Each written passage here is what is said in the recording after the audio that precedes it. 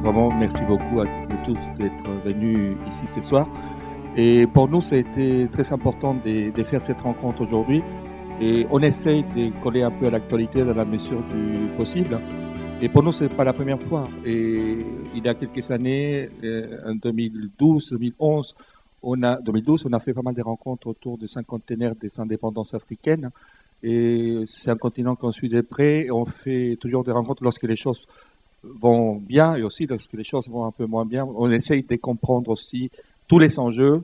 Parfois, ce n'est pas évident. Pour commencer, Pierre Boilet, pour essayer de comprendre cette crise au Mali aujourd'hui et l'intervention militaire française, faut-il faire un peu d'histoire? Et pourquoi? En tant qu'historien, je vous dirais qu'il faut en faire beaucoup même pour arriver à comprendre un tant soit peu quelque chose dans cette histoire qui est ancienne. Je crois qu'il y a plusieurs points d'histoire qu'on devrait répéter quand même assez régulièrement. D'abord que les rébellions dans cette partie du monde ne datent pas de janvier, mais bien de 1963-64. Et qu'elles ont des racines dans des situations certainement plus anciennes encore, qui sont celles de la colonisation. Qu'il y a eu donc plusieurs rébellions, 63-64, 1990-1996, un certain nombre de petites rébellions, 2006 et maintenant 2012, jusqu'à quand, on ne sait pas.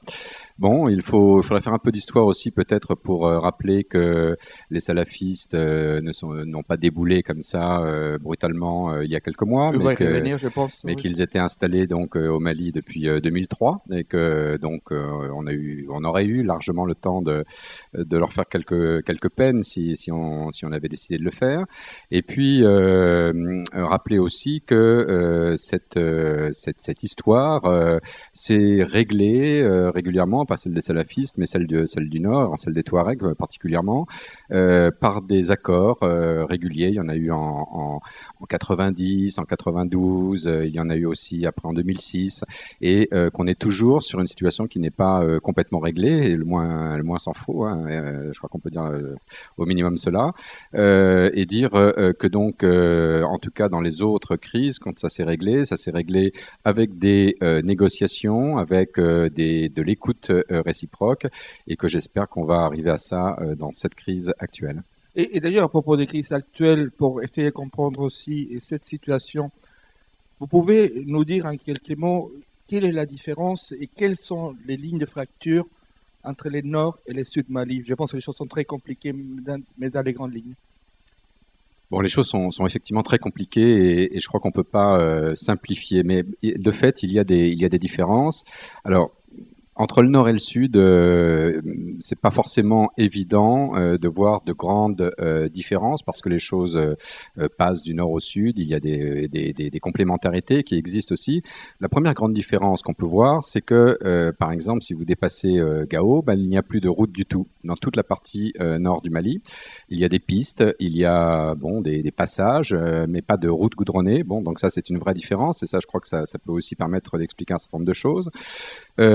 En revanche, on ne peut pas dire qu'il y a un nord Touareg et un sud. C'est beaucoup plus compliqué que ça. Au nord, il y a des Touaregs, effectivement, on entend beaucoup parler d'eux, mais il y a aussi des Sonrailles, il y a aussi des gens qu'on appelle arabes de façon générique, il y a aussi des Peuls, il y a plein de populations différentes. Mais de fait, la partie nord aussi est une partie globalement saharienne, alors que celle du sud est beaucoup plus arrosée, beaucoup plus cultivée. Donc ça fait aussi une grande différence en tout cas de mode de production et aussi de vie. Oui, et justement, Thomas Vrounong, parfois, on s'aperçoit que cette théorie, ce théorème d'ailleurs, qui consiste à se dire l'ennemi de mon ennemi est mon ami, n'est pas forcément vrai dans ces cas-là.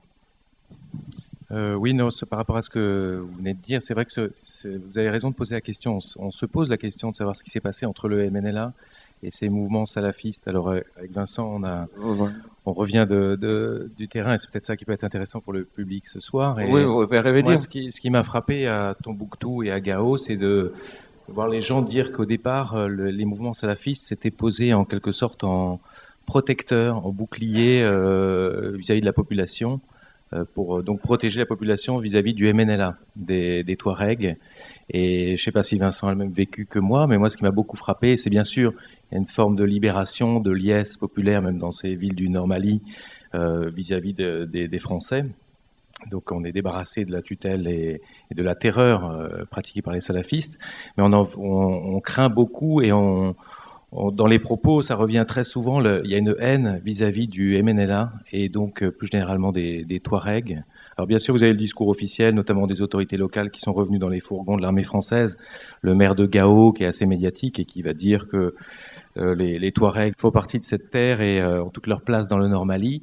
Mais dès que vous grattez un petit peu, on sent donc ce contentieux très lourd entre les Touaregs d'un côté et le reste de la population du Nord-Mali. Et je ne sais pas si vous l'avez dit, mais c'est vrai que les Touaregs sont minoritaires dans le Nord-Mali. On en veut beaucoup au MNLA parce qu'il s'est posé comme... les représentants officiels. Il a conquis en quelque sorte tout le Nord-Mali et en disant maintenant cette terre est libérée de la tutelle de Bamako et il s'est accaparé complètement le monopole de cette terre. Et donc ça, bien sûr, c'est rejeté par toutes les autres populations.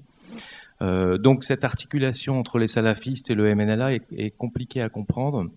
Moi, j'ai eu le sentiment, je ne sais pas quel est celui de Vincent, mais que les salafistes s'étaient engouffrés dans la brèche derrière le MNLA, avaient attendu que le MNLA, en quelque sorte, fasse le boulot qui a fait le travail, oui, d'un point de vue militaire, ouais. et puis ensuite pour rafler la mise. Mais ça, je l'ai constaté, donc vraiment en parlant avec les gens, à Gao et à Tombouctou. Dans un premier temps, ils étaient dans une position attentiste, et une fois que le MNLA, ils se sont débarrassés du MNLA, c'est à ce moment-là qu'on a commencé à instaurer la charia, et les masques sont tombés. Hein, voilà. Mais donc, cette symbiose est pas évidente à comprendre. Je crois même pour les populations, au départ, ils l'ont pas comprise comme ça. Et il y a quelque chose d'important à comprendre aussi, on va revenir sur ça, et ça n'a pas été dit, mais j'ai pas posé la question non plus.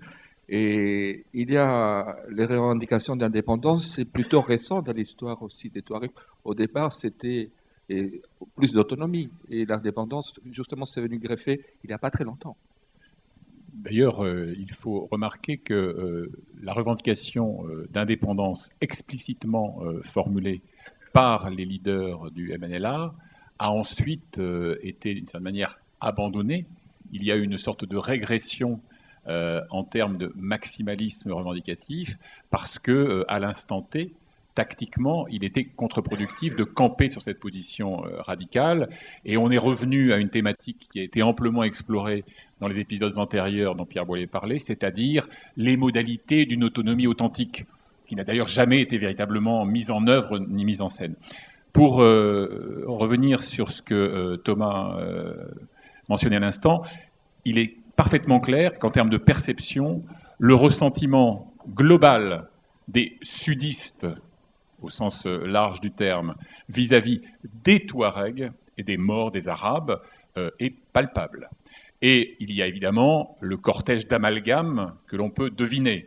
Lorsque nous rentrons dans Tombouctou en train de se libérer, eh bien, nous assistons dès le lendemain matin à la mise à sac d'une série d'échoppes, de boutiques, de commerces, dans une rue, réputée tenue effectivement par des négociants arabes ou touaregs.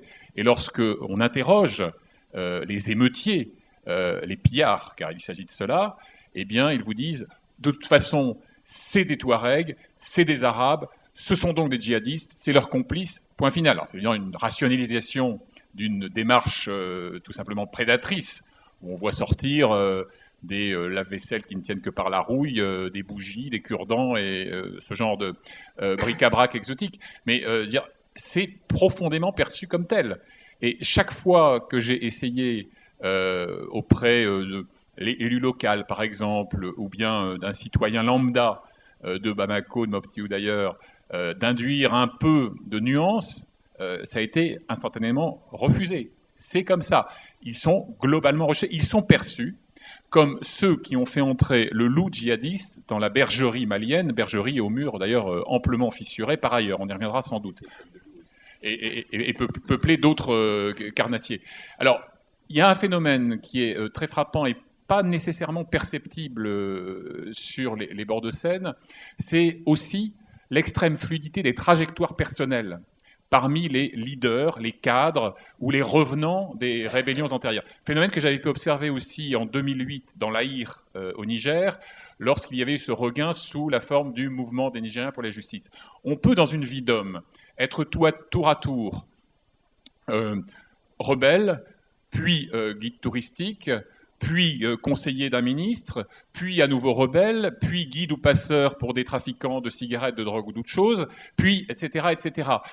Et le cas de Iyad Agrali, qui a été mentionné par Pierre Boilet à l'instant, est à cet égard symptomatique.